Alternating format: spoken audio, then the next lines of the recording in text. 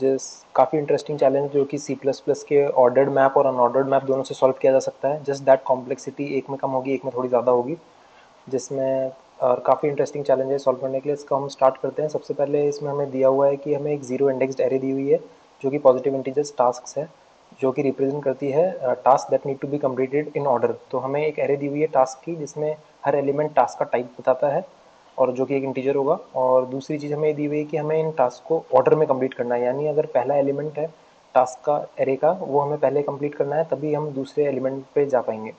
और दूसरी चीज़ हमें दी हुई है कि हमें एक पॉजिटिव इंटीजर स्पेस दिया हुआ है जो कि रिप्रेजेंट करता है minimum number of days that must pass after the completion of a task before another task of same type can be perform. तो इसका मतलब ये है कि let's say task of type one हमने वन डे वन पे किया और स्पेस हमें 3 दिया है, तो हम फर्स्ट डे के बाद सेकंड थर्ड फोर्थ डे पे हम टास्क ऑफ टाइप वन नहीं कर सकते, हमें फिफ्थ डे पे ही करना पड़ेगा। तो ये एक बाउंडेशन दी गई है हमें इसके लिए। और हमें ईच डे हम जब तक सारे टास्क कंप्लीट नहीं होते, हम या तो एक नेक्स्ट टास्क उठा सकते हैं या फिर हम ब्रेक ले सकते हैं। तो दो टाइप के ऑपरेशन है हर डे पे, और हमें रिटर्न करना है मिनिमम नंबर ऑफ डेज जो कि हमें चाहिए कंप्लीट करने के लिए सारे टास्क के लिए। तो काफ़ी इंटरेस्टिंग है चैलेंज। लेट्स एक एग्जांपल देख लेते हैं इसका। 1 2 1 2 1 3 1 ये है। तो इसमें एक तरीका जो इन्होंने बताया है कि डे वन पे हमने पहले ये वाला टास्क कंप्लीट किया, डे टू पे हमने ये वाला टास्क कंप्लीट किया, डे थ्री पे हम ये वाला टास्क इसलिए नहीं कर सकते क्योंकि हमने 2 दिन पहले ही जस्ट ये किया था, तो हमें 3 दिन का एटलीस्ट गैप चाहिए। तो 1 2 3 दिन का हमने गैप दिया और हम डे 5 पर ही से सेकेंड टास्क को उठा सकते हैं।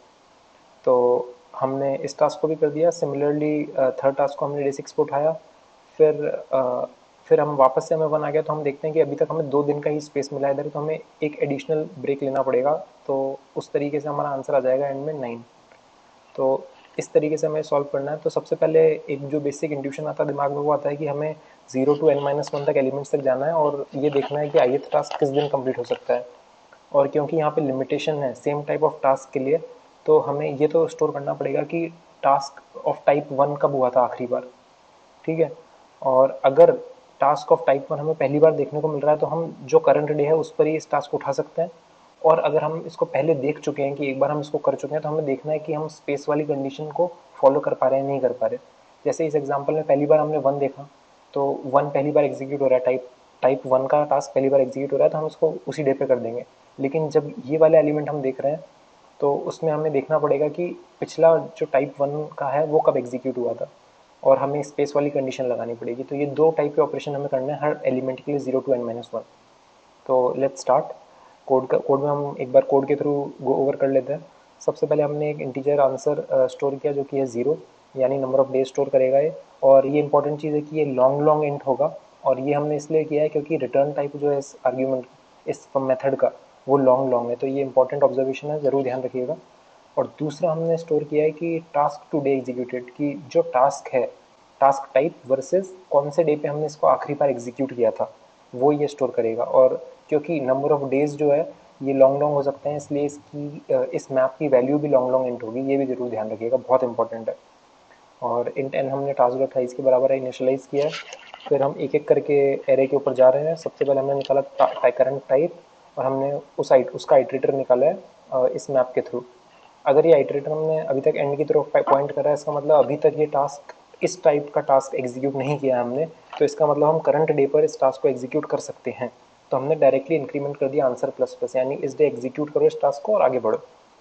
और अगर ये हम टास्क ऑलरेडी एग्जिस्ट करता है, यानी इस टाइप का टास्क हमने पहले ही देख चुका है, तो सबसे पहले हम एग्जीक्यूशन डे निकालेंगे कि लास्ट हमने कब एग्जीक्यूट किया था इसको, तो वो हम मैप से वैल्यू निकाल लेंगे।